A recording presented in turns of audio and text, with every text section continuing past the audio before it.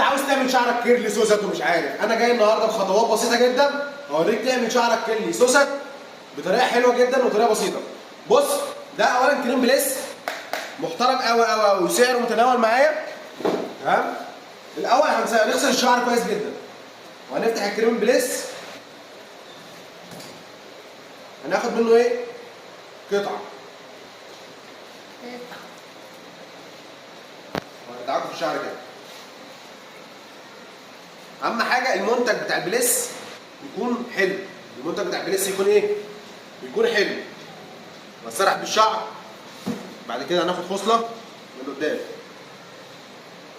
تمام؟ قسمنا الشعر كده وخدناه. بتاخد اول خصله تمسكها بايدك كده، بعد كده تعمل كده تقوم لاففها.